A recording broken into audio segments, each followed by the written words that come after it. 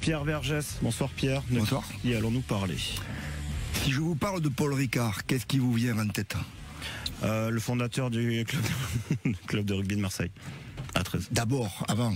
Ah oui, ben la boisson. Mais la boisson anisée et puis le circuit de Formule 1. Alors Paul Ricard, il est né le 9 juillet 1909 à Marseille, évidemment.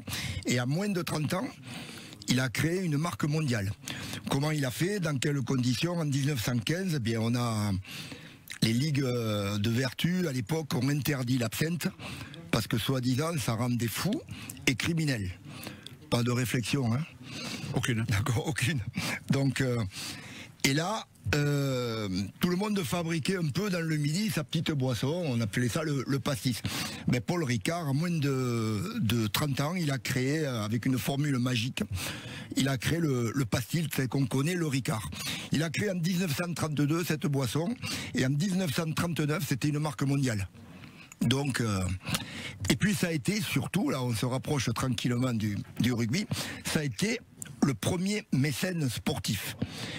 Alors, on parlait du circuit Paul Ricard, il avait une propriété de 1000 hectares dans le Var, puis il a construit un circuit qui allait devenir le circuit du Castellet, Paul Ricard, et qui allait abriter des courses de Formule 1 et le bol d'or.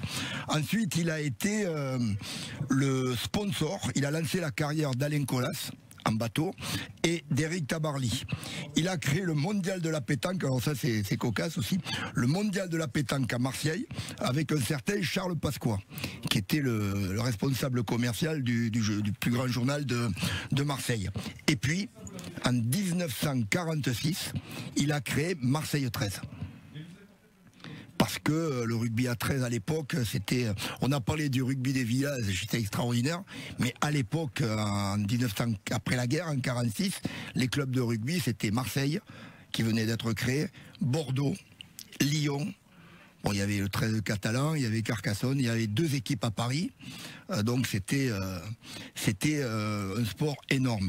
Le club de Marseille qu'il a créé, il a recruté directement des stars, Jean Dopp, le diabolique demi de mêlée, Elie Brousse, le tigre de Sydney, François Rinaldi, Jackie Merquet, Jean Pambrun. Et puis malheureusement, il y en a un qu'il aurait adoré recruter et qui aurait très bien correspondu avec son image. Hein. À Pipette, le plus grand consommateur. Et Pipette, le grand consommateur de pastis, eh bien, il n'a jamais pu recruter Pipette, ça a été un de ses regrets.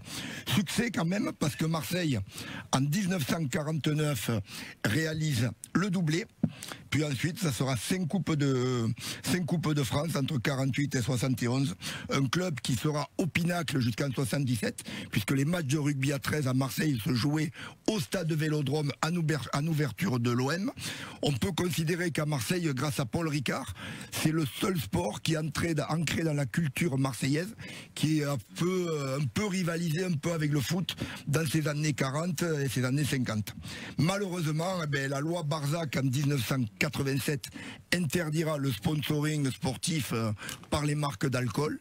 Et Paul Ricard, par force, quittera le monde du sport pour sponsoriser la culture, des auteurs, des peintres. Ça sera un grand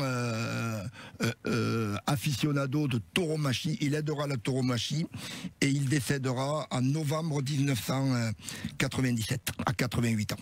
Merci beaucoup Pierre Vergès pour ce nouveau portrait. Rendez-vous jeudi prochain.